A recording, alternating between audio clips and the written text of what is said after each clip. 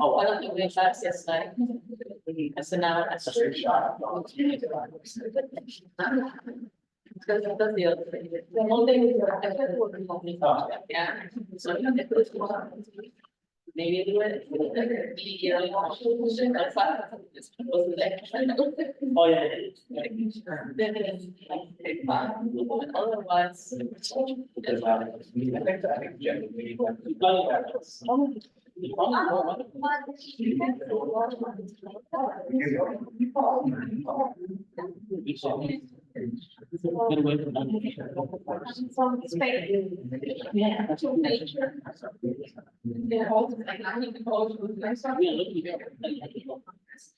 Exactly.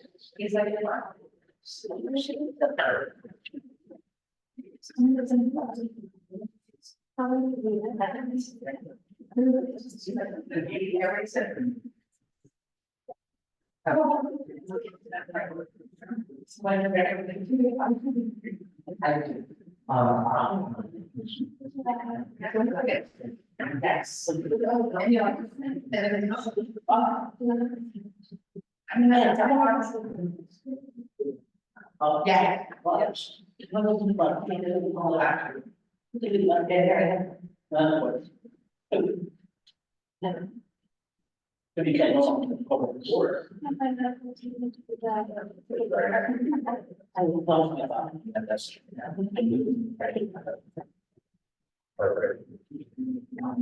So anyway, guys, I think that we have everything that's going to really good. I'll be your right. Should we wait a few more minutes?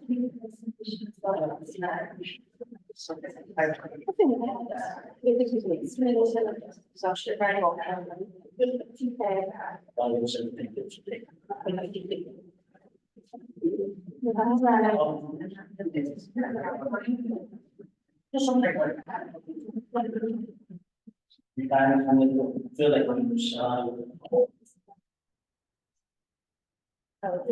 can they hear us on them? Yeah. They can hear us. Yeah. She's, that we went through the night. Yes. Okay, and I just sent her a little note. Sorry. All right, you guys. I'm gonna go ahead and start our meeting. Welcome everyone. I'd like to, have the Bengali translator introduce themselves. First, I'm gonna call to order. What? Call to order. Yep, call to order. This one is at 6:40.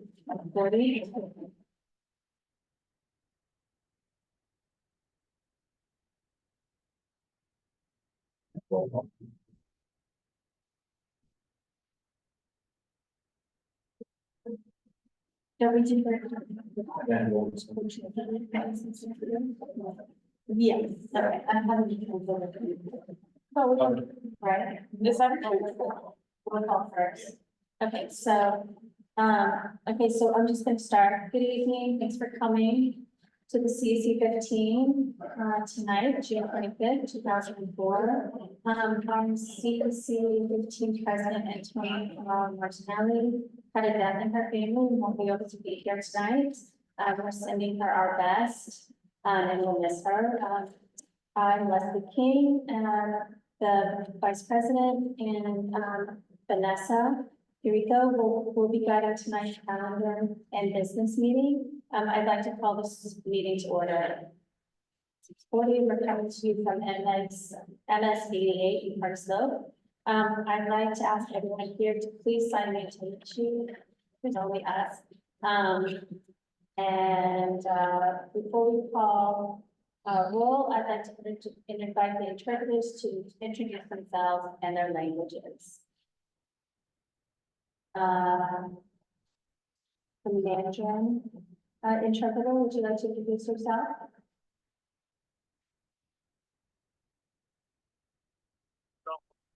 Yes. Yes. Good evening. The following message is going to be in Spanish. Buenas noches. Para escuchar esta reunión en español, por favor, marque desde su teléfono el número 966-4114. Ingresa el código de conferencia o número PIN 220-010-637, símbolo numeral. Repito, la información para escuchar esta reunión en español, por favor marque desde su teléfono el número 347-966-4114. Ingrese el código de conferencia 220-010-637, símbolo numeral. Thank you. Spanish announcement have been complete. The following announcement is in Mandarin. 今天的会议有提供国语的翻译服务，请你拨打电话347-966-4114 ，ID 是217-696-985井。再重复一次，今天的会议有提供国语的翻译服务，请拨打电话347-966-4114 ，ID 是217-696-985井。谢谢。I complete Mandarin announcement. Thank you. শুভ সন্ধ্যা সবাইকে। আপনারা যদি এই অনুষ্ঠান বাংলায় শুনতে চান আপনারা dial করতে পারেন 347-966-4114। নাম্বারটা আবার বলি 347-966-4114। তারপরে আপনি একটা আইডি নাম্বার দিবেন, ওটা হলো 391616362 হ্যাশট্যাগ। আইডি নাম্বারটা আবার হলো 391616362 হ্যাশট্যাগ। Thank you. শুভ সন্ধ্যা, আমি শাহনাজ হোসেন। আমি বাংলা আপনাদেরকে ইন্টারপ্রেট করে শোনাবো।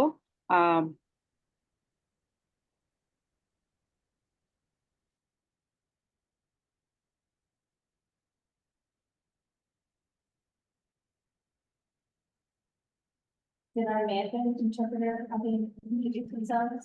Yes. Okay, and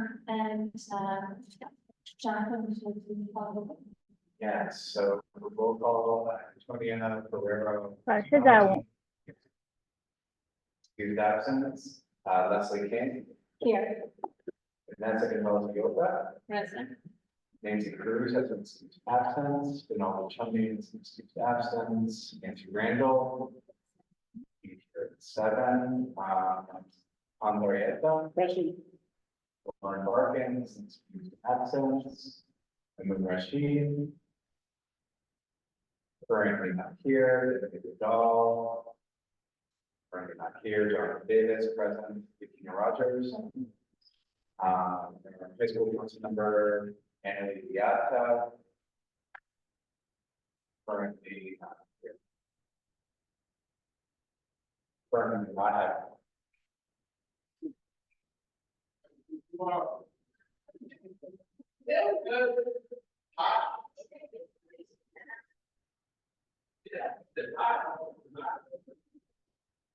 So thank you all for coming to the District 15 Community Education Council tonight. We appreciate your time and we're glad that you could join us. For those of you who are new to the CEC meetings, there are 32 CECs throughout the city, plus 4 citywide councils. Each CEC represents a community or school district, and each is made out of 12 OLP members, 10 of whom are elected by parents in the district, and the remaining members appointed by the working board president and 2 high school student members. CEC 15 is a state mandated public body responsible for ensuring that public school parents and public have input in educational decisions that are made at the school district level. Our council reviews education policies and advocates for high quality education that benefits all of our district 15 public elementary and middle school students. CEC 15 serves 36 elementary and middle schools and 1 high school under the oversight of our superintendent. CEC members serve in an advisory role on education matters to the district superintendent, the Chancellor of the Department of Education, and the state and city elected officials. We approve district school zoning lines submitted by the Department of Education. We evaluate our district superintendent. We review the district's educational programs, and we support the school leadership teams. We also submit recommendations for the school construction authority's annual capital plan. And as of the recent amendments to the law, CEC's advice in the selection of plan coordinators. We actively seek input and feedback from the public, and we encourage you to visit our website at cec15.org. Take a look at our Facebook page, connect with us on X, and write to us about any issues that you might want to address or learn about. Each school has a CEC liaison. All of our names and contact information is available on the website. And please remember to sign for attendance sheet. I'm gonna drop it on the chat.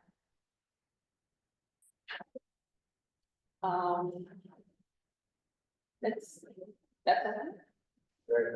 So the public comment for the fall. Tonight's calendar meeting is in person and will include a public comment period. We will take both remote and in-person comments to gather additional feedback from our families and school community members. You may leave your camera on, or for your privacy, if you prefer, you may use audio only during the comment period throughout the meeting. Rules of engagement. When you comment, please comment on the topic. Respect the privacy of others, and please do not include names of children or staff. Yes, you make inappropriate comments will be removed from the meeting. During the public comment period, those attending virtually may raise their hand to comment or indicate in the chat that they would like to speak. Those called upon will be unmuted. If you are attending in person, you must sign the guest sheet and indicate whether you would like to comment. Speakers will be called on one at a time and be allowed 1 minute each for comment.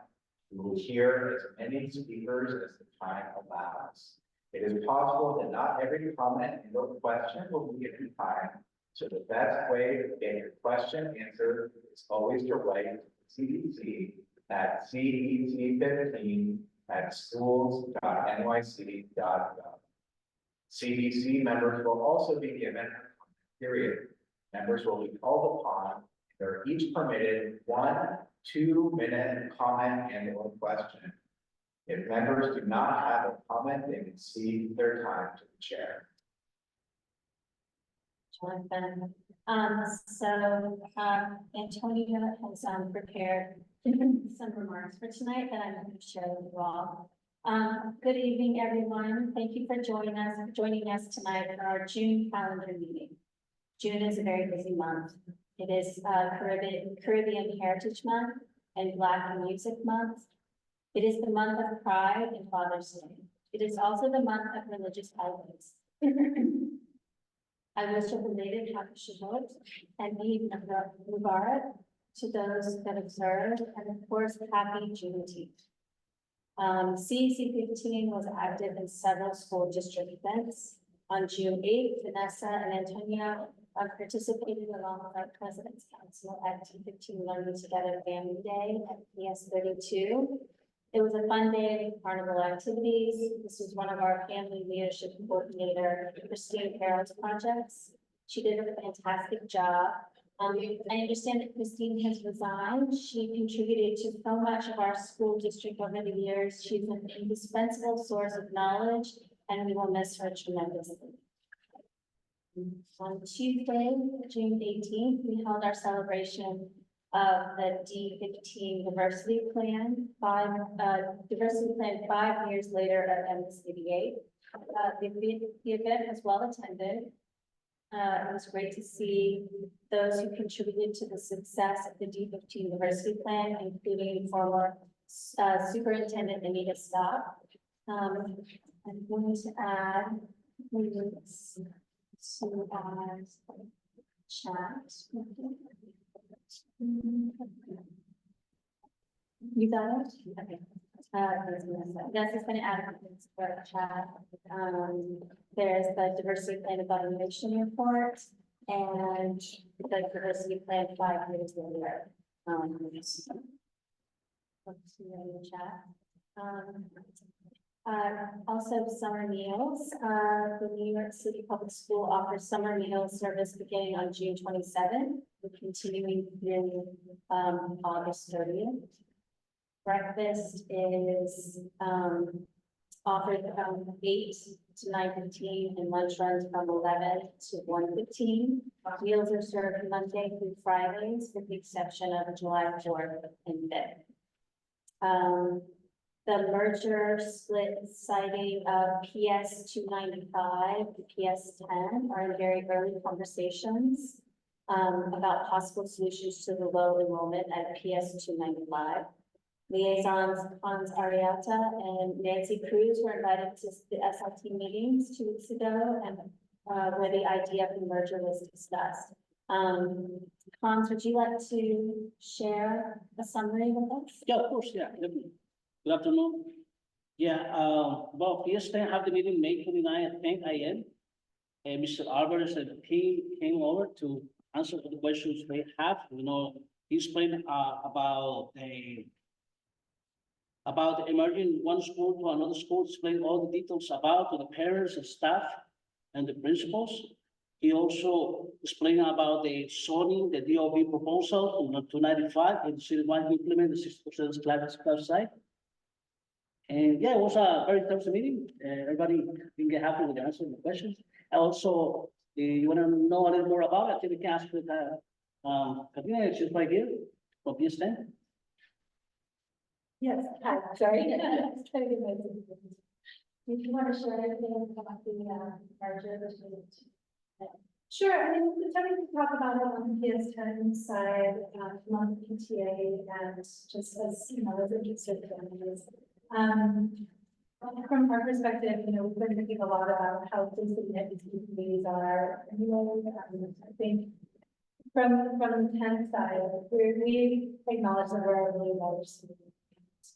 You know, the connection with 295 being much smaller, we can imagine that it must feel challenging to think about like how this marina could potentially look and feel, given the imbalance of the two sizes. So we've just been trying to make some connections with parents across those schools, started to have some conversations that think about how we might even share in some planning for events that we're introducing this year and just start to build some across the two. Thank you.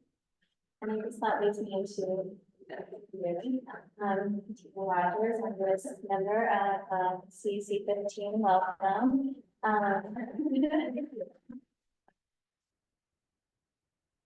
We're very excited to have you with us. Do you want to share? Sure. Have you introduced yourself?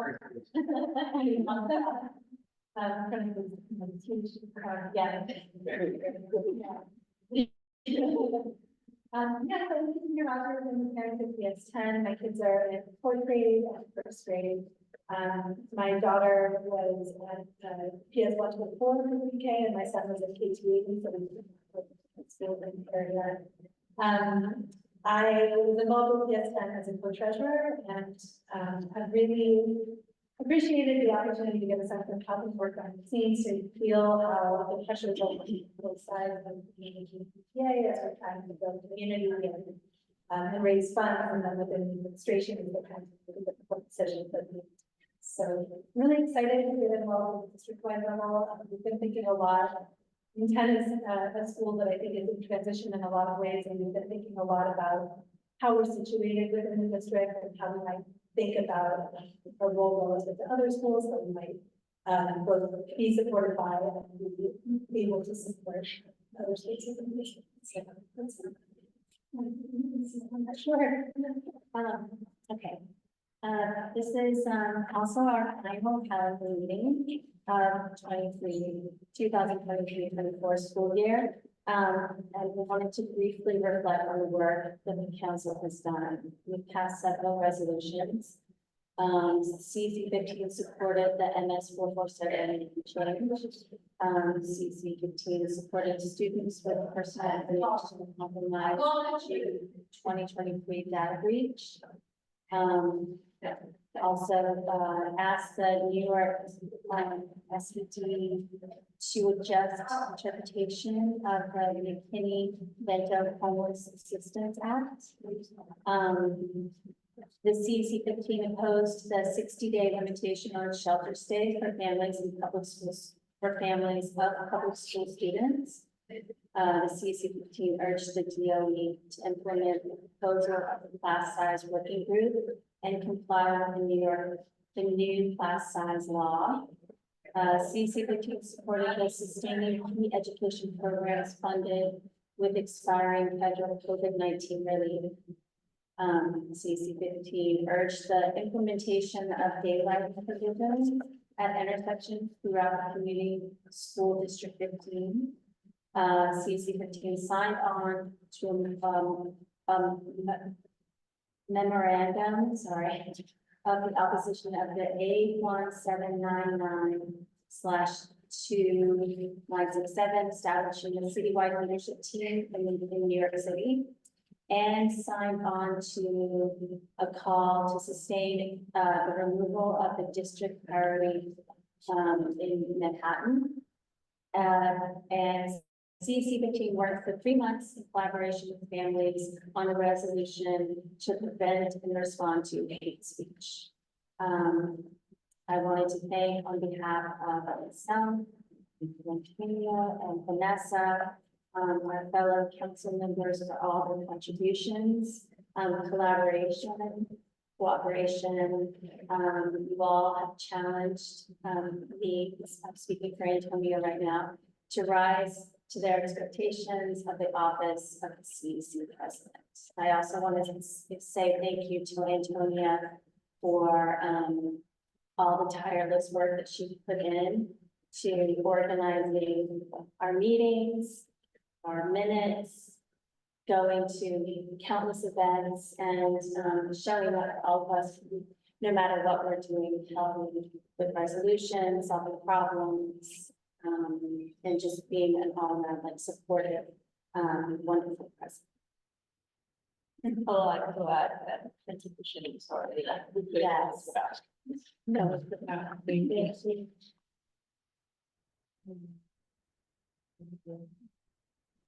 And now, I'd like to hand it over to.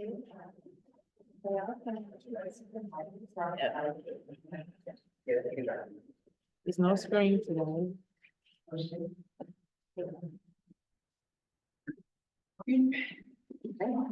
Probably the slowest thing.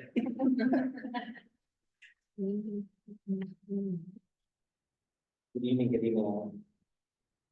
I'm going to get started in just a second. Whenever we're ready, let's live. So just again, reiterating the celebrations of Father's Day, Eid, Pride Month, Flag Day, and Juneteenth, making sure that everyone was able to celebrate in peaceful way, in the month of July and summer, as tomorrow is the last day of school for students. At least for students who don't have summer school or summer riding program. Next slide.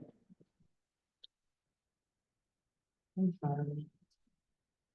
All right, so we're just going to talk a little bit about the district celebrations, some summer school updates or summer updates, some of the fall 2024 priorities for our district, and then coming soon, a new district website that will include an app that you can also place on your phone to keep up to all the information that we need across the district and be able to translate in any language that you want.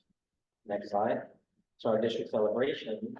We had our district STEM exploration day, a resounding success. This is an opportunity for 5th, 8th, and 11th grade students and their parents to participate on Governor's Island in partnership with Harvard High School, where students got to learn the different sciences that exist and not just your typical doctor or nurse, but literally different fields of science where those scientists came and work with groups of students.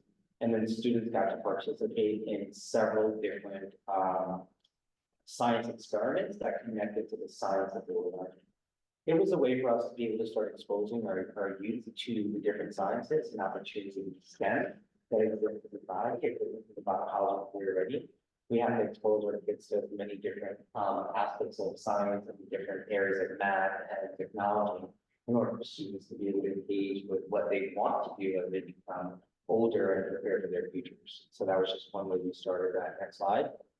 Some additional things like that. We also did our recognizing our outstanding district 15 individuals across our district. This year, we recognized 5 different groups: our nurses, our secretaries, school-based support team, school aides, community coordinators, and associates.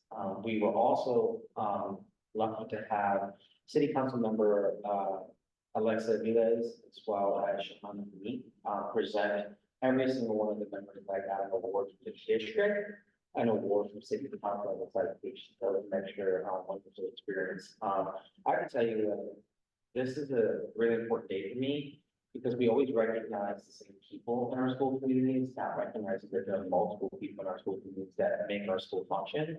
And these are essential roles, especially in our district with so many students with allergies, medical complications, our nurses, whether they're temp nurses, whether they're DOE nurses, whether they're Department of Health nurses, are all there to ensure that our kids' safety is there. And we've had several instances in the school year where our nurses have to be called into action and they all go. So just being able to express that gratitude it goes a long way for members of our community. So I'm grateful to be able to be in partnership with all the different agencies to support our kids in our schools. Next slide. We also had our family learning together day in Farmington. So you see some schools performing. On the bottom left, you see Principal Denise Watson on PS32 talking about how do you prevent summer school slide and kids at least reading or math. You see me just introducing to the families that day. A great day, which the next slide would show a little bit of the carnival. And I don't even have to tell you what the expression looks like when you see that little kid bouncing off that bouncer and just about to fly into the air. I'm excited that he's having a Saturday opportunity to explore and have camaraderie with other students. Grateful to the CEC, my team, and school leaders who also participated and volunteered their time. I know Antonio took over a station with the gnomes, knocking the gnomes over. So just giving opportunities for our kids to see each other and get to know each other across neighborhood lines, not necessarily district lines, because we're one district. But if we're really one district, I'm not going to hold ourselves at different points. Last year we did Central Park. This year we did Gowanus. Next year we'll figure out what that's going to be. We did Spotlight Park. I don't know, but we're thinking about how do we continue to connect families across the neighborhood because we're one district. The next slide. We had our annual class and directors recognition ceremony. Just a hint, we may be doing Lion King this year. I mean, we got the rights to it already, so we're excited about what that's going to look like. Our cast of about 40+ students representing every single school in our district in grades 3 through 12 in our annual production, which was super amazing. We're expecting it to be bigger and better next year. So I think it's possible much students we have. We're grateful to the parents who participated because we don't have a lot of funding, and parents were able to share the resources and their work expertise to be able to contribute to this. So we're excited about offering this next year. And a big shout out to Neil who has put all these things together across our district. My direction and vision has been to how do we continue to be diverse and inclusive, even at the elementary level, knowing that in our district, as we report and share, we still have segregated elementary schools across the city. And so that's just somewhat to address all those gaps while we think about a plan moving forward as we continue to work together to think about what is going to be our plan to continue to diversify our district even further than we come to the plan. So next slide.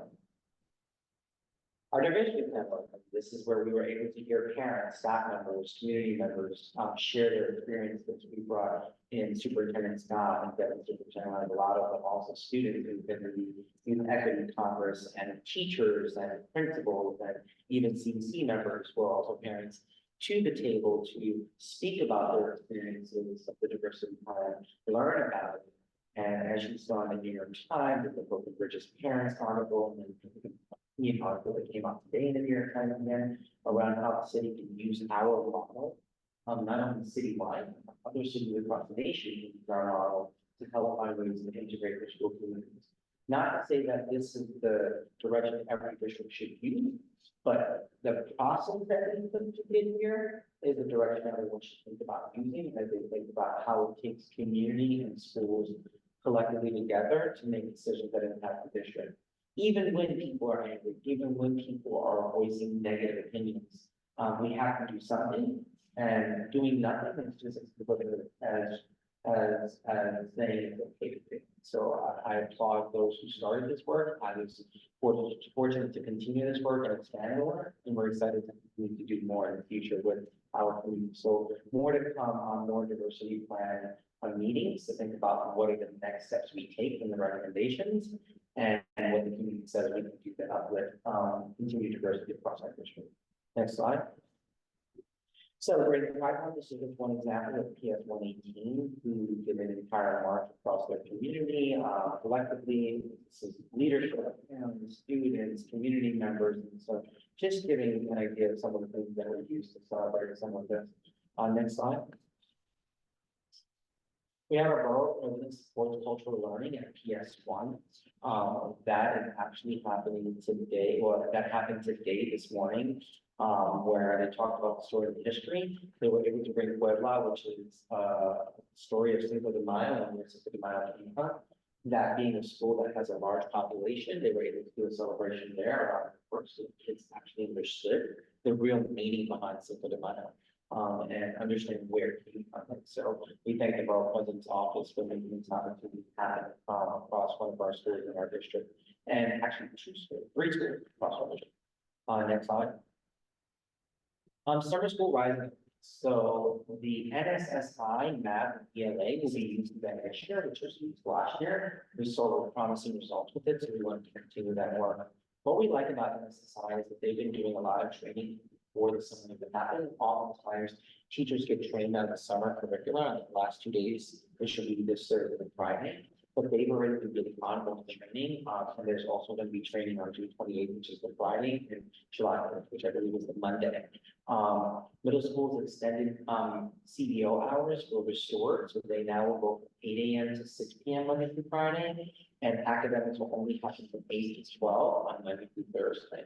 So that was, remember, I think a month ago that was we go from 8 to 4, and that has changed. Thanks to the mayor restoring the funding for the Summer Rising. And just reminder that Summer Rising runs from July 2nd to August 8th. For elementary schools only, there will be an extended week of community-based organization run program, which is the Summer Rising portion of the program, from August 9th to the 16th. Families who still don't have a seat will still have an opportunity to find a seat. As registration has completed, schools would have started the program, but then maybe schools decided not to go or removed or transferred, and schools will be reaching out to those parents and communities within those communities to offer them. So there's still seats available if necessary. Next slide. All district priorities. So the next slide. We're going to continue to focus our work on marginalized meeting in each school. We consider marginalized meeting. As a district, one of the areas that we're still not achieving very well, even though we're making movements, is the ENL population.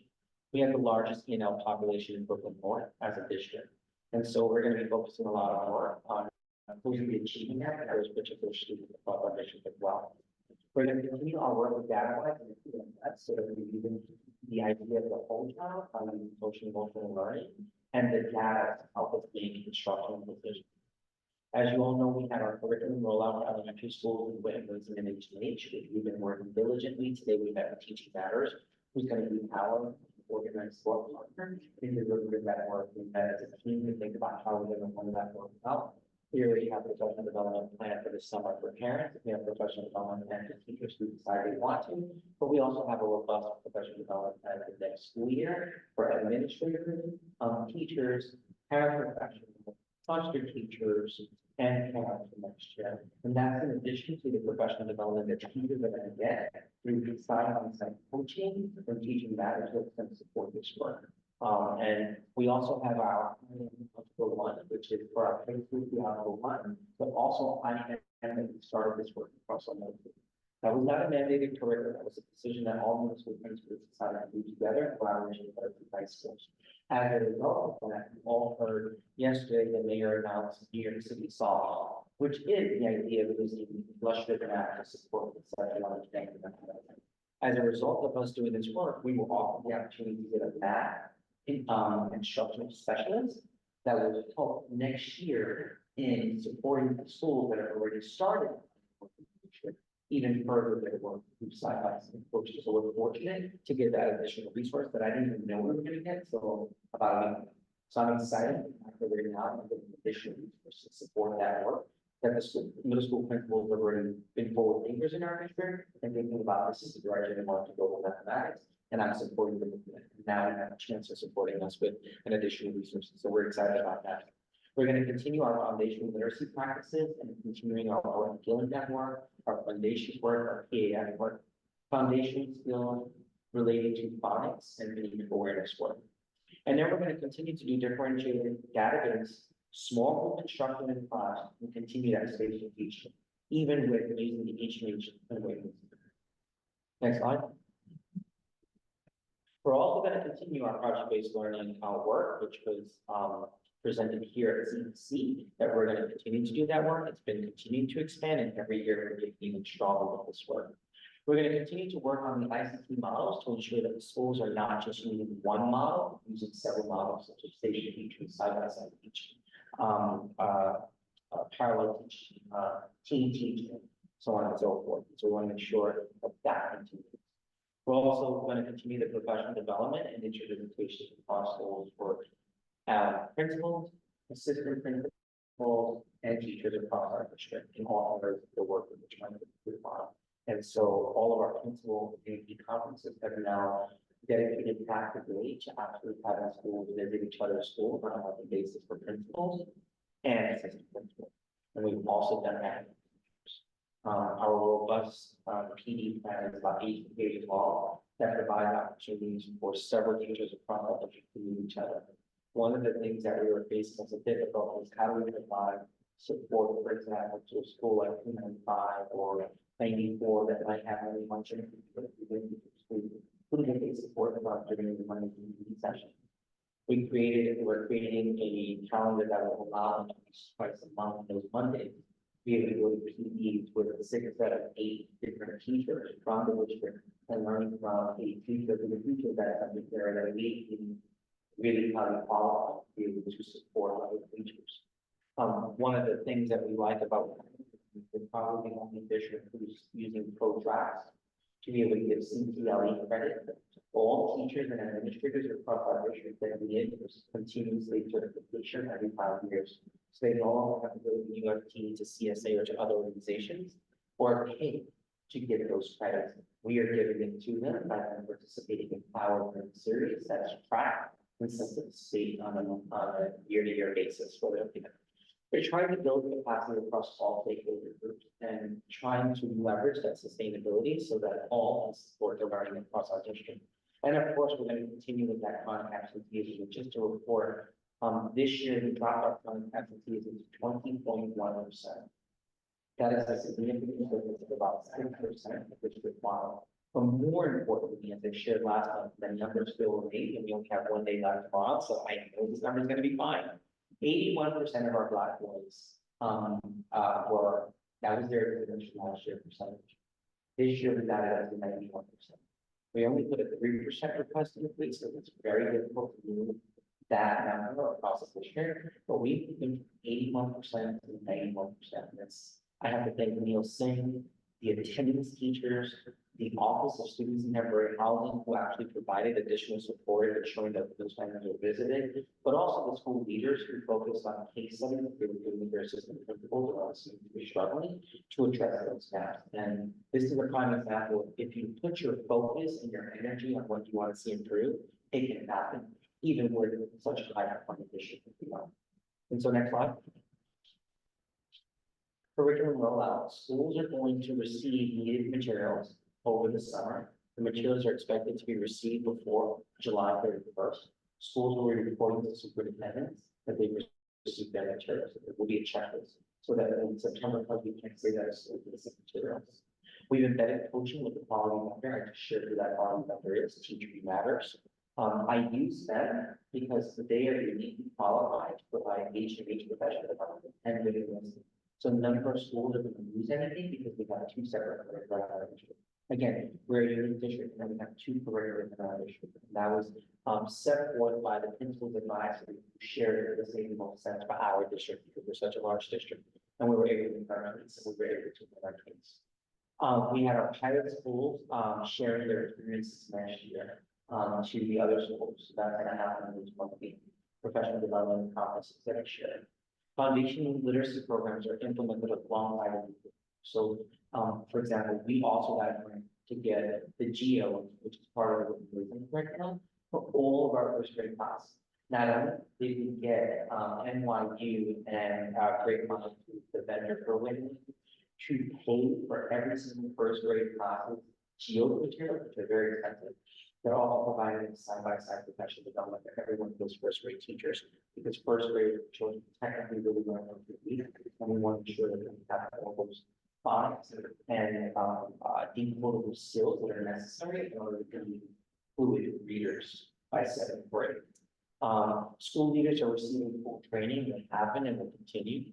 We're going to be implementing the curriculum according to the needs first. That's the approach we're taking for this one. And district, values, will guide the implementation. So there is going to be voice choice education.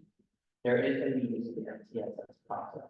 We are going to be using small instruction during parts of the way of implementation of each day.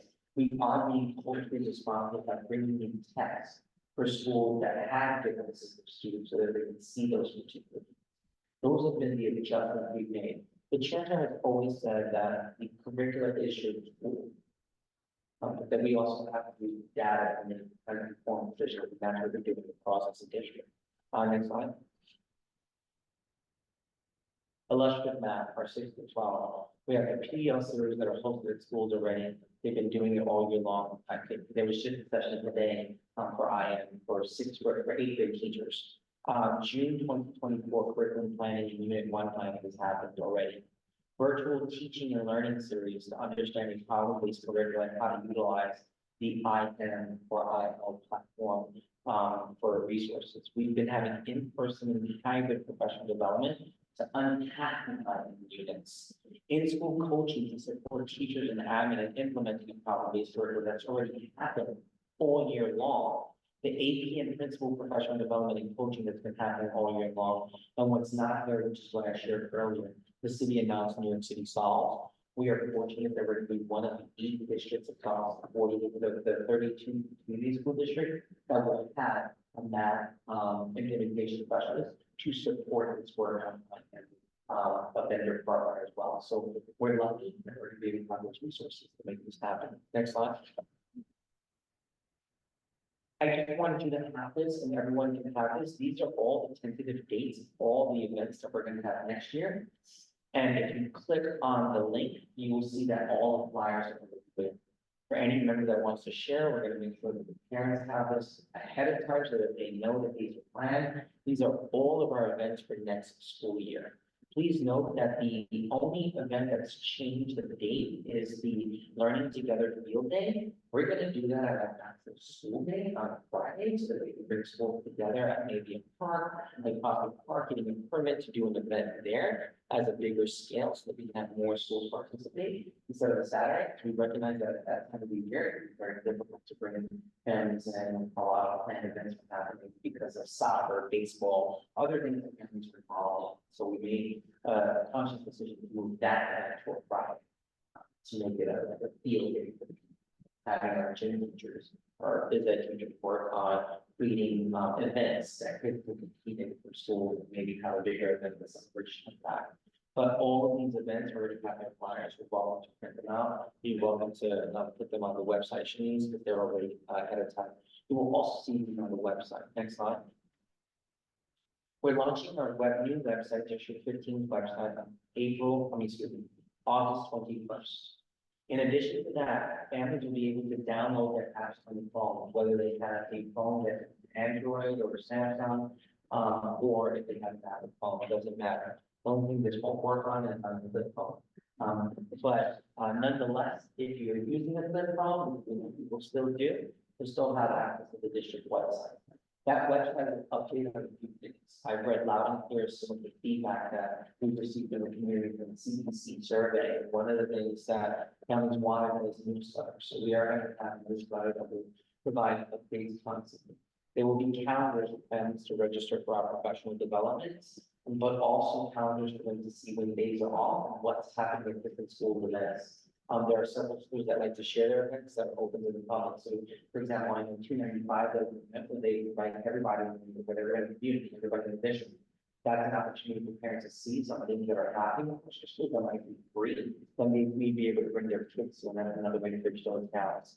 I know that we talked about town hall, having them not have, rather than having them every month, my compromise is to have them quarterly, and perhaps having more a year, but our help, that the CEC can help me decide on what the table of those meetings are, so that I can shorten some of what's happening at the CEC and expand on something that needs to go deeper at a town hall, but not keeping up every month, so we have enough constituency here at our CEC meeting, and I think that seems to be a fair for me. And then just so that you know, they're translated and viewed in every language, pretty much in this. The 100 languages in our district, we have about, I think it's 65 languages that are spoken in our district. Most of our families will be able to get this translated into the 78. Yeah, I think there's 78 languages spoken in our district. Our families will be able to have access to those 78 languages, be able to see the app on their phone or on the web. Anything that's happening across the district, and that's just another way for us to find ways to communicate with our community. Next slide.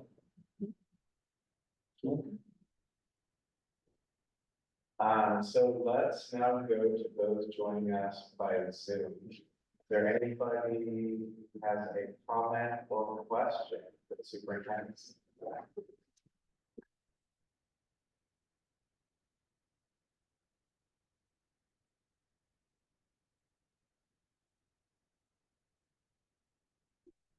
I do want to make one thing that I forgot mentioning for Jonathan. Christine, as you all heard, and this is how it's mine, it's for personal matter, it's not anything across the district. It's just a lot going on. This is achieving for that. I want to thank Brenda, who I see in our chat, who is just, I couldn't do this without Brenda. And I just want to announce as well, that there's been a concern about who's going to be brought in. We've made a conscious decision.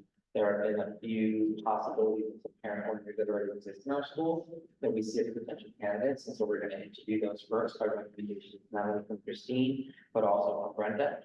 And we're going to interview those people first, and we will share with see what our outcome is. But definitely we're thinking of someone within to be able to lead the work going forward as a way to show that we're working with our community to develop capacity and use that person as our leverage across our districts. Just wanted to share that. Are there any questions or comments that have come through translation lines?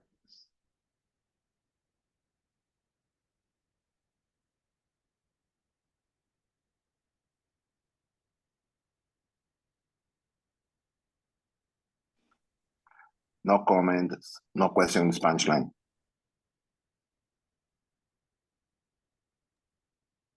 No comment, no question.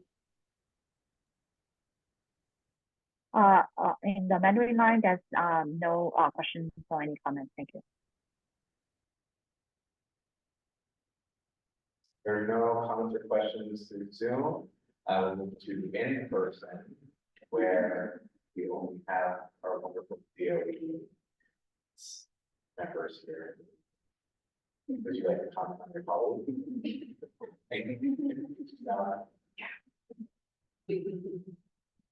Okay, let's move to CEC member comments or questions. Tom? No question. Nancy? No. Vanessa? Helpful question. Yeah. I know that a lot of schools will be working the last week on their budget and finalizing for next year. Can you tell us a little bit more about accessing of the school? Yeah, so let me just start off by saying, no schools got budget. There are no budget. I know that there's the term that's being used when schools don't have the same money that they did before. But funding is based on a register projection, which principals receive early on, late January. They then have to determine whether they want to appeal that register projection number. So I'm just going to make numbers very simple, just for the purposes of giving you the problem. So let's say I got projected for 100 seats. So when your budget is received, you're getting the budget for 100 seats. So let's say I had 130 seats last year. That's already 30 seats less that I'm getting money for. If you equate what the average student per pupil is about 25,000, multiply that by 30, that's what the school's losing on the onset of their budget. It's not that it's a budget, it's that you don't have the same number of students you had before, and the way budgeting works for K to 12 is that you pay by individual student, not by class. So, that coupled with the fact that there have been increases in teacher salaries, or UFT member salaries, CSA member salaries, and BT 37 salaries, the average salaries are higher. So when you think about the average salary, even if I had the same 130 that I talked about, you would still have a little bit less money because now you're spending more money on salaries for staff and members. What's happened over the course of the years is that many schools have been using, for example, COVID money and funding to be able to fund these additional teachers for the additional support needed in order to close the gaps into COVID. Some schools have tried to keep and remain with those same staff members. It's just getting increasingly harder because this is the year where they don't get any COVID money, no matter what. So what's happening is schools have to make tough decisions. Some examples of those tough decisions, people who are out of the classroom, like coaches and whatever positions that schools made for them to help them with the additional administrative work or teacher supports, are now having to go back in the classroom. When that happens, there were people in the classroom, right? But they also have reduction of students. So for example, I'll give you an example of one school. One school, we saw that they lost 80 students this year. 80 students equivalent to about $1.2 million. You can't have the same staff with losing $1 million. You just can't. It's that the math is not math, right? It's not making sense. 2 + 2 is not equal to 4. I mean, 2 + 2 is not equal to 3 because you know it equals 4. So your numbers are right. So this is where schools have to make tough decisions about what needs to be excess. And it's based on what are the contractual numbers that we have to have in classrooms compared to what you can afford. So schools have been having to make tough decisions about excess. Do we have a number of teachers that, as of right now, could possibly be potentially excess? Yes, that varies from school to school, but it's not that any school got a budget cut. It's that schools have tried to maintain as long as they can some of the teachers they've had. An example would be PS10, who didn't get a budget cut, but they've been funding a lot of the teachers that they've been wanting to keep through the PAPTA's collection of funding to be able to support additional funding that, had they not had the support, those teachers wouldn't have been there in the past 3, 4, or 5 years. PS10 is fortunate to have the funding to do so. PS295 hadn't been fortunate to do so because of the budget. So, and then also the numbers. With the larger school, more residual funding that you have left over, you can decide, I'd rather use a teacher than to buy materials. With a smaller school that doesn't have, they have the bare bones minimum. They have to pay for the teachers, and then they have to have required funding for certain materials. So that would require the teacher or the materials. State law says that certain things have to be spent for each school for materials and coverages for the teachers' rights. So that money has to go there. That might require an excess of a teacher. For example, I might need 1.2 teachers to teach ENL for the ENL population that we manage. So I might hire a teacher and then that happens. But a school might have already 3 teachers in that position. We no longer need them because some kids graduate out, some kids transfer. So you went from needing 3 teachers to provide the service to only needing 1 teacher to provide the service. But what happens is, when you're building a sense of community and you're a part of the school community, you're now a part of the school community. So it's kind of hard for someone to be told or say, I'm sorry, we love you, but we can't have you here next year, right? And it's an unfortunate situation. It's different in education than it is in the private sector. The private sector happens all day long, right? Even quarterly, doesn't even have to be a year. In the public sector, it's more difficult because there's relationships that are attached that make it very difficult for someone who may have been at a school for 5 or 6 years to be told, you don't no longer have a position at this. But what XSM does guarantee, which the UFT works really hard in making sure that they fight ethically for their teachers, is these teachers get access, which means that they're required to receive a letter that lets them know that they're in access. But someone in Texas still has the right to return to the school within a year. So if a position becomes available, if more students come, they have the right to return to the school if they choose. What also works with Texas is they're not losing their job. They're going to go to another District 15 school that's in need of a teacher in that licensed area with that. What we have found is that our school leaders across this district are very clear in working with each other in ensuring that they support their staff in matching them with the school they think is going to be the right match. Oftentimes, there's teachers that are staying in the school because they have made the right match. In a very few cases, the teachers won't find a match. They might go in open market and find a different school because they want to choose their destiny, not have money to choose it for them. And that's understandable, which is why the UFT has all these policies that they want in the contract that afford teachers the opportunity to make those decisions. Albeit, they're tough decisions. I could be in school for 10 years and then you go to another school. That can be scary, very aggressive, feeling like you're starting all over, right?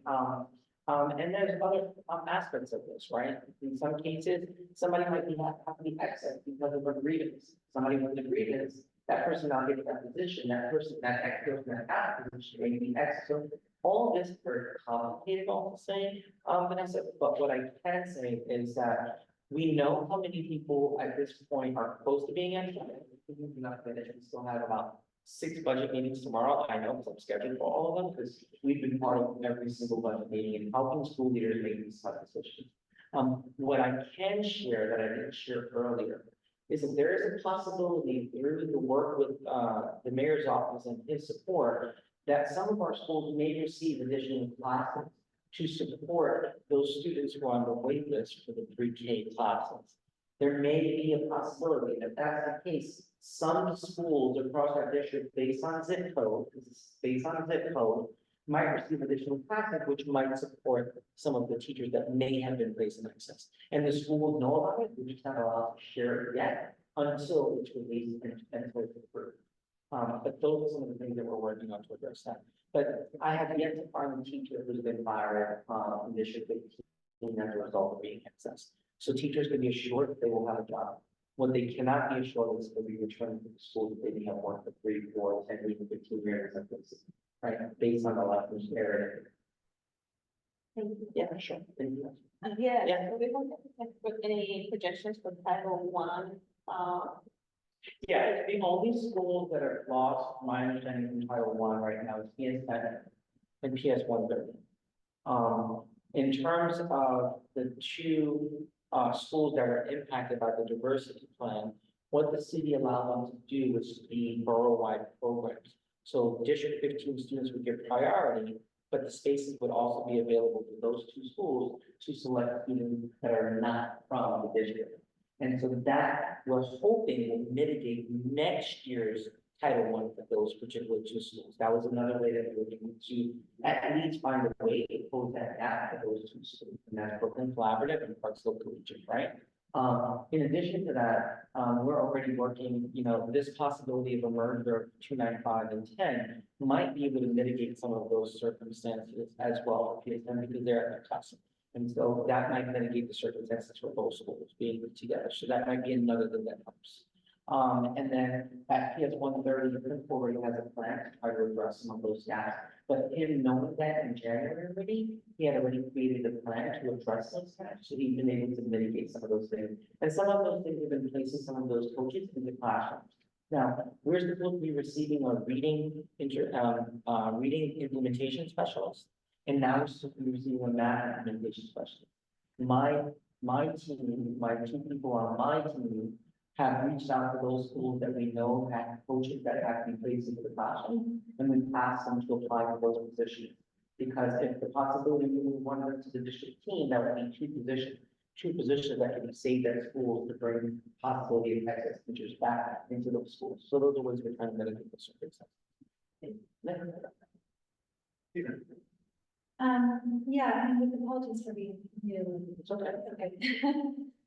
Is there, I guess one of the things that I'm thinking about going through working as a coach treasurer at the PTA and Karen, hearing you talk about the challenge with the different schools and the districts are facing.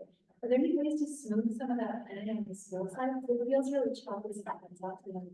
Yeah, school SFPs are charged with sharing that information. School leaders have the charge, and after they get their budgets, to share that with people. In fact, I shared last month some documents that, at a business meeting, that talked about how each school is funded by individual school.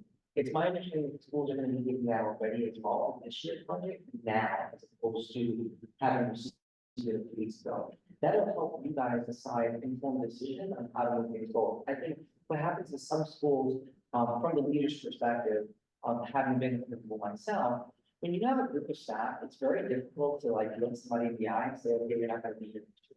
Or when you have a community like the one I had, the one you certainly are part of, and the parents are very active in there, it's very hard to say, we're not gonna get rid of our peer report. Because we don't have the fund. Parents don't want to hear that, because one of the reasons why the parents did there is because we have that program, right? And so taking anything away makes it feel like the kids are being penalized. But in reality, what they're doing is trying to address some of the physical responsibility. Because, for example, what you offer your school, another school that's much smaller might not be able to offer even what you offer. So taking even one program away from you feels like a lot, but another school never even had that program. So they don't know what it feels like to not have, right? And so that's the nuances of knowing. I think one of the things that PAET is going to do, and I know that the president's council presidents have been working towards this, was how do we bring our PAET funding together to sponsor things that are district-wide? And one of the ways to do that is district-wide initiatives. So to that point, bringing to the council, I would love to sit down with president of council as well as CEC together on the leadership and thinking about the initiative that we talk about next year. What can the councils put together that we won't have the money to do? So for example, we have now run out of the money for the June family gathering thing, because that was that granted stock, but we have more money for that next year. So all of the inflatables and things that we've done, we won't have. That's why my perspective was, let's move this to Project Park, get a permit, let the schools all go there, and then we can have gym teachers prepare equipment and set up a field for different schools or different groups, group A or B participating in events with each other. But how do I sponsor the water and food and stuff like that? That's where the PAET can now come together to support district-wide initiatives where they can't, like, you can't give PSN money to PS 15, right? Unless you guys are doing a joint activity together, right? So if you can't do it that way, then at least one way you can fund is doing it as a district-wide initiative that the PAET is saying we're collectively putting together for all of our kids around our city. And that can be based on what you guys decide. One school's budget might be $1,000, another school's budget might be $10,000. That's based on equity from what is being raised, and that's one way that the PTAs and PAs and FTAs can support that work going forward. And it's that. Yeah. I have two questions. So the first is just a clerical question. That was, so I makes total sense moving the family day to, I think that all schools can go, but the day that you're planning to, isn't that the clerical day where the elementary schools are not? Okay, so that's intentional. Okay, I wasn't sure if you were trying to move on to school. Yeah, you don't have much power to work. You be able to utilize the phys ed teachers to support with this. And since families are off that day or taking off, they kind of help mitigate some circumstances for families that might be having challenges with something from equity, challenges with babysitting. So like if they have a neighbor who bring the kids, then it kind of saves the parent being able to go to work, still sending their child to quote unquote school or to an event that the district is having, and that would mitigate some of the child care issues some of our families face on days when the children are off during the work week, when parents can't take off. Because sometimes it's take, but sometimes if I take off, I get paid for that day. Some of us can take off and we get paid for the day because we have 6 days or PTO or whatever, all that, whatever child have, right? This will mitigate this, which is what it was actually. Right. Just one more. Yeah. So the other one was, we talked a lot about this. The year, I love the work you're doing, roll out of the mandate. curriculum, with this HMH. And my question was, you talked about the importance of the cultural response on text and integrating that so students can see themselves. My question is that we have such a diverse district, but it is still very segregated across the schools. So will you also be encouraging schools to integrate texts that are not necessarily representative of that particular school, but of the district itself, so that the idea of giving those mirrors, deciding boards, and culture responsive text, so that students are being exposed to all the across the district, across the city. For the HMH curricula, and that pertains to your school, I know that for sure, right? So for the HMH curricula, yes, we've been using an interesting methodology, it's like we've actually done that already. And because she's been doing HMH for a couple of years, we're going to be using the text that she has, because it's social responsibility to reflect the entire thing. And actually didn't create those, but actually shared those things. We just shared with the vendor that actually going to give us each of the price issue because we were able to get the purchasing involved. So yes, 100% your question, yes. And again, that's an example of how a district like ours is really looking at its work life different. We have to, right? When the articles came out about HMH not being culturally responsible, we knew that. So we were already mitigating that. 94 is a perfect example, which is for me to say it is one thing, for me to bring the principles to you, which we did when we were at 2:30, to let them present to you so that they can showcase to you how they can be leveraging that and showing how when a report says an NYU that said, oh, this is not culturally responsible, they're like, yeah, that curriculum may not be directly social responsible. This is how we made it culturally responsible because we know who we represent in our district. And that's a perfect example of showing how, even though the curriculum exists, doesn't necessarily mean you have to use the exact text that curriculum. I have another question. Thank you. I was just wondering if you could say anything about the CEC numbers, especially concerned about the cases of I can't comment as to the direction of what the chancellor decided in terms of what he felt was necessary violations of chancellor regulations. And I don't comment on my personal views on these things. I usually keep my personal views out. But what I can say is that CEC members are charged with representing their communities, and not just some community members, but all members. And sometimes your views don't always agree with what some of your community members share, but they should agree. And whether or not your opinion is one way or another as it relates to what was presented in District 2 or District 14, which seem to be opposite from each other, what I can say is that this chancellor has been very clear about making sure that the rules are followed. I certainly haven't followed the rules, and I think everyone else has followed the rules. And from his perspective, there was a violation of those rules. And I will let him speak to that, but I don't decide on whether or not what happens to CECs.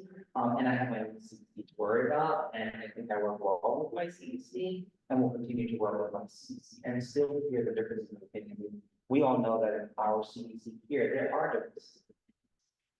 What is so valuable about our CEC is that we work collectively to get to our meetings, because at the end of the day, there is a difference. And what I believe that is the way forward for all of our children, and not some or most or a few. We are a CEC that really believes in doing what's best for all of our kids, and that's the collective thing that we share. So from my perspective, I can't see, I've never been to a CEC 14 meeting, I've never been to a CEC 2 meeting, I've never even looked or heard of a CEC 2 or a CEC 14 other than what the paper provides. I've been the victim of false statements in the media in the past, so I can't speak to what someone has been portrayed media in the past, and that's many things I've seen about the district, but outside of that, for me to comment would be irresponsible, because I'm not part of those CECs, I don't live in those CECs, there's no business for me to be a part of those CECs, so I would decline to comment positively or negative. All I know is the chance to make a decision based on what he shared And he has his reasons, and I'm not here to question his reasons about the decisions about two CECs that don't necessarily impact our CEC or the students that I serve in this district. All right, thank you. Thank you.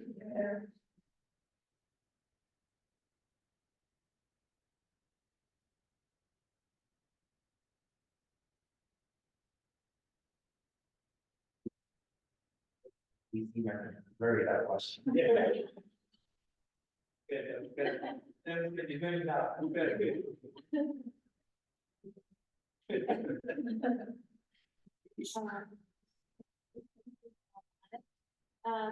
Now, I'd like to invite out Chu from, the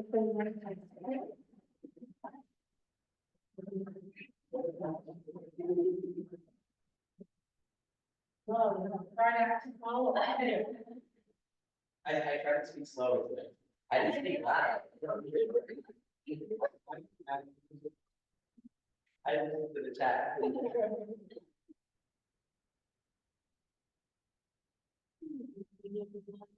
Hi, Shani. Hi, Yvette. How are you?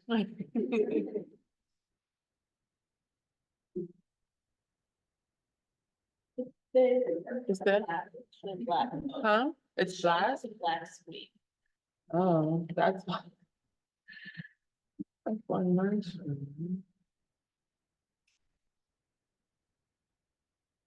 You see it now? Yeah? Oh, hey, happy June, happy almost last day of school. At the Northern High Schools, we had the graduation. Fabulous time of year and graduating. All 47 here, 41, so we have 6 to go tomorrow. Next slide, please. You can fast forward to 20. Next one. Yeah, so we thought kind of as a launch into summer and wrap up of the year, we wanted to share with you some plans around our learning for some of our district schools. So there are a lot of the chances that he's quizzing people about this visual of the massive graduates. And people weren't able to quote him back then, but now we all can. And I wanted to point in on the idea of preparing our students to have economic security. So the high schools that means career and technical education, that means internships, that means work-based learning. So partnering with the central divisions, we're really excited that because a lot going on in our cities, but these courses I want to highlight, Cyber Art Studio Academy is a modern youth apprenticeship school. This year was the pilot. Next year, the 11th graders will be spending 2 days a week at a job site and earning between $15 and $22 an hour. And the partners will be in the arts and cyber technology industry. In addition, Council Collegiate is becoming a national model for placing students as teaching assistants. Their strategy, it's really powerful. They invite students who have struggled in algebra to become student teachers. Instead of putting them in the class, they become leaders in the class for younger students, and the success rate has been phenomenal.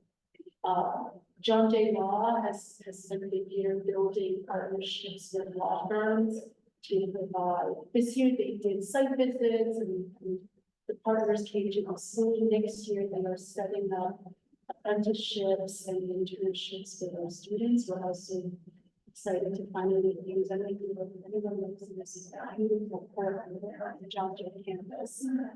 So we're looking forward to this court, really letting students all know that experience.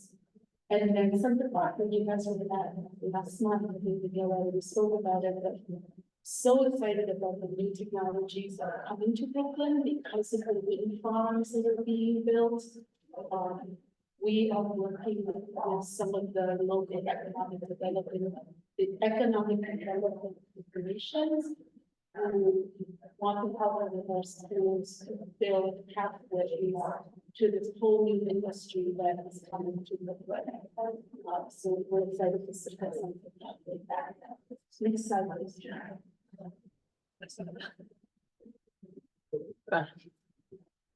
And then just in June is a time for celebrations, and we want to share some images with you. My sister's keeper, each year we host a planning ceremony, Queen's tea of sorts. And this year, the thing that was really exciting was each MSK team presented on a service project that they completed throughout the year. And the team on the top actually demonstrated how they use dates to support their school meetings, storing of mental health aiding service. Next slide, please.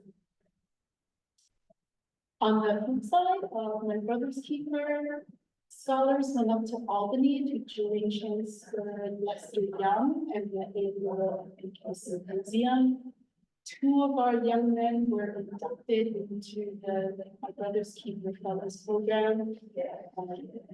And really so proud of everything and our accomplishment.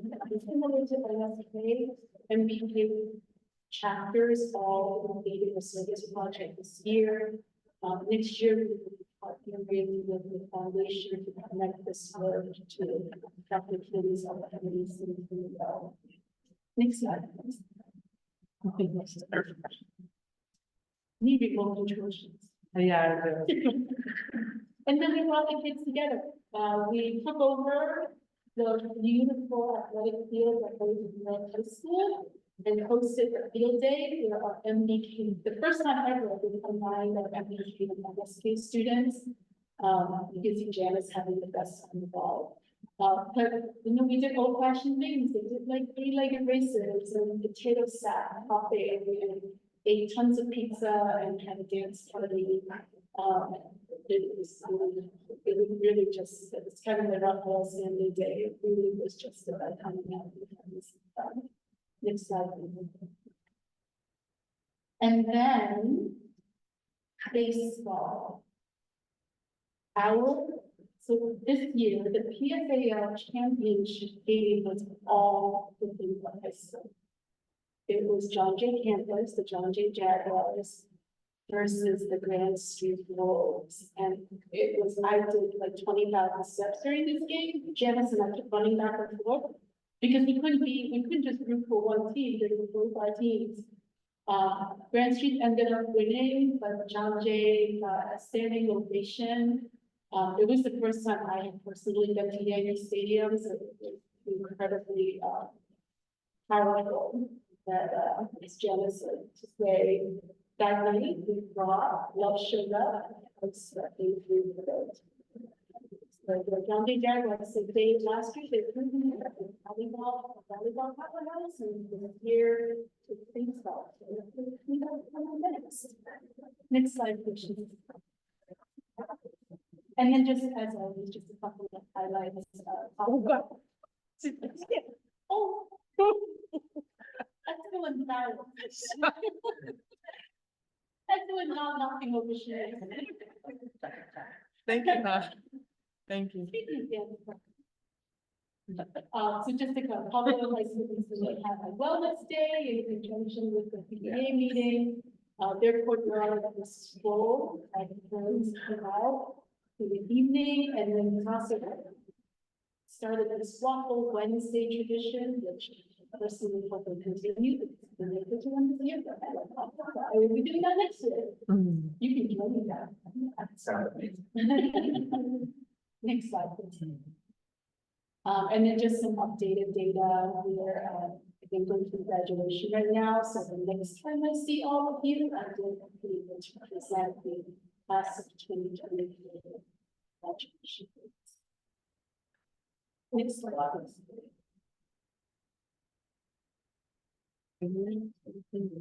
Yeah, that's it. So speaking, so around graduation, just like that, we are also having some things throughout the district. We have 17 sites across our 70 districts, and we are really excited to host summer graduation. It will probably be August 29th. But I think we can celebrate it. I love the August graduation. It's incredibly appreciated.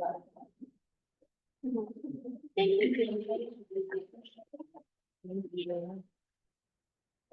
Any questions or comments in Zoom land?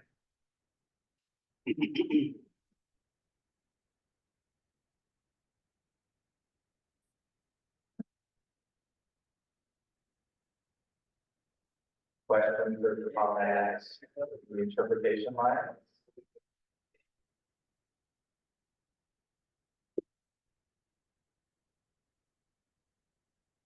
There are no questions on the Bengali line. There's no question in the Spanish line.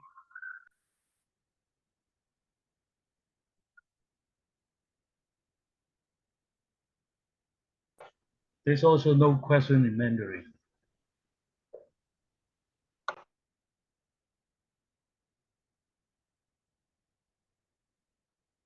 Any questions?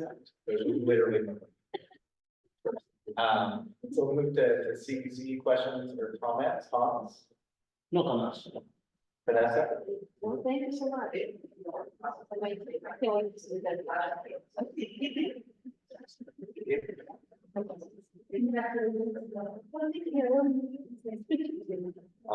for everything you do. You're amazing. Saying thank you so much for all you do. Essentially that.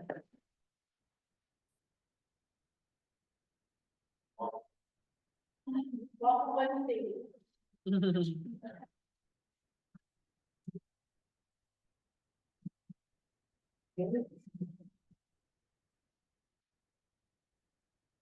So, since we don't have quorum, we have a bunch of things to vote on, which we're not able to do, so I'm not sure what to do. We can't vote on the superintendent evaluation. It is, we're turning it in Friday. Evaluations.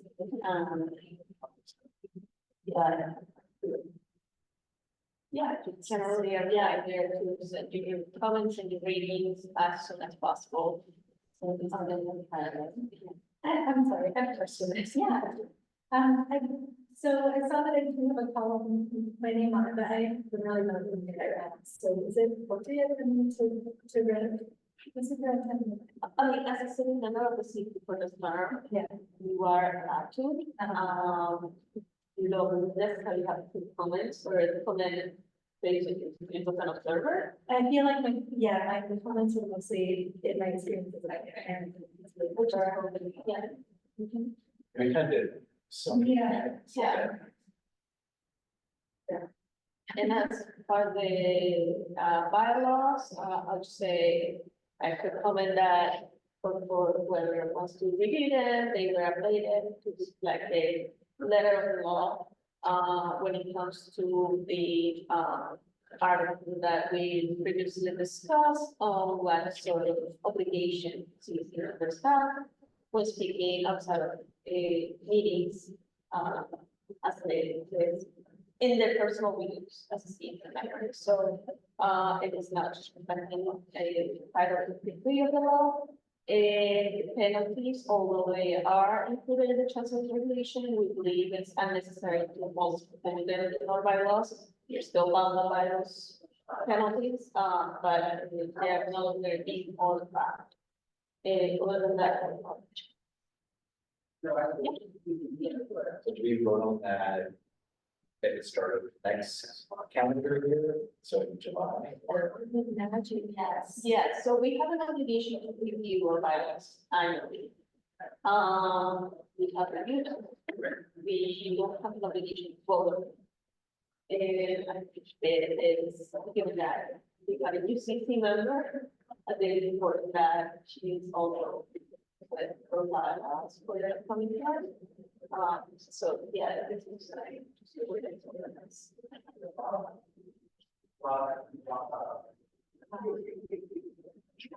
so we'll just put this on the calendar.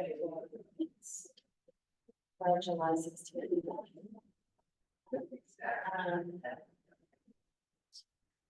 Did anybody else have any public comments? I will adjourn our meeting and start our. We have to.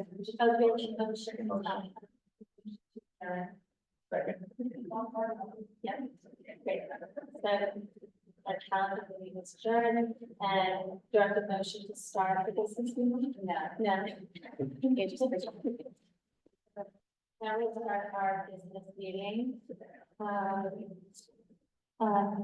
John, can you make it a roll call? Sure.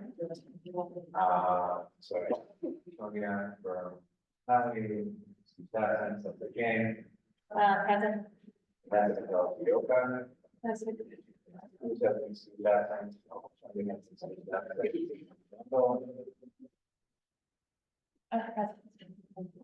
I'm sorry, Laura Harkin, absent, she's absent, David Dahl, absent, Dr. Davis, present, Tina Rogers.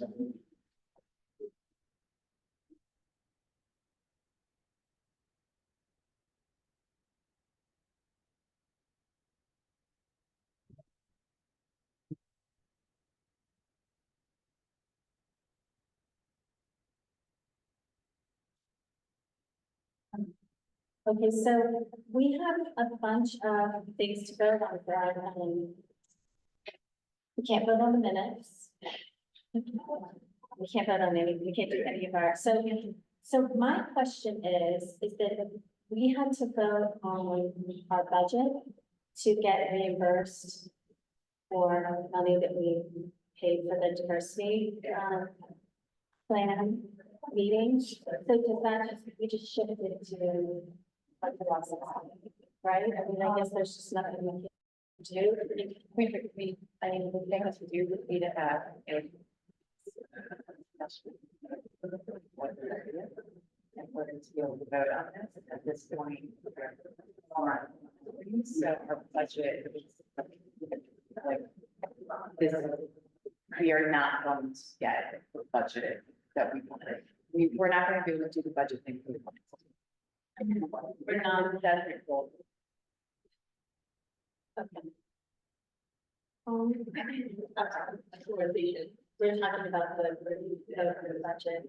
So we can't, and she was saying that probably when we don't meet before the 30th, then our budget won't be able to do the things.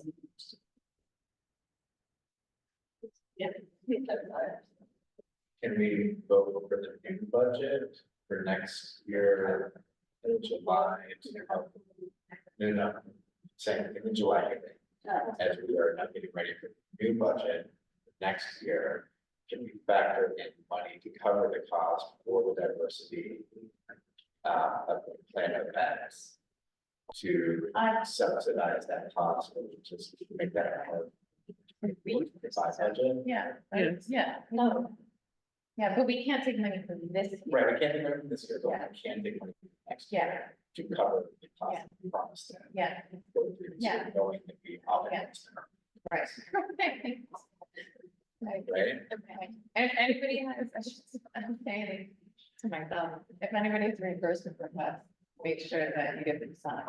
Thursday. Oh, it's passed. Yeah, that passed. Oh, it did? Mhm. I thought it was until the 30th. The 24th. The 24th? Yeah, yes, it is. That's that. If you have reimbursement. That's it.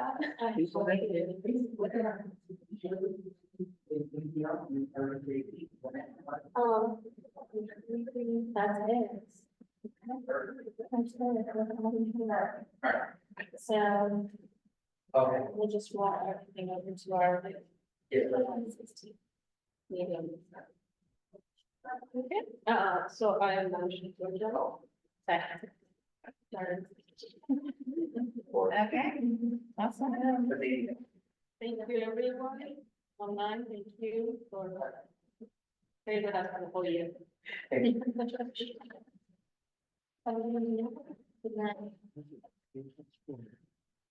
Came right on time. It's funny, when you asked me the question and then I was head chair, we were just. Interpretation is made. Totally. Yeah, sorry. You broke the school. Yeah. So first, we will vote on a single comment. Excuse me, just to confirm, you guys said the interpretation is Smith? Yes. Okay, thank you. Good night. Have a good night.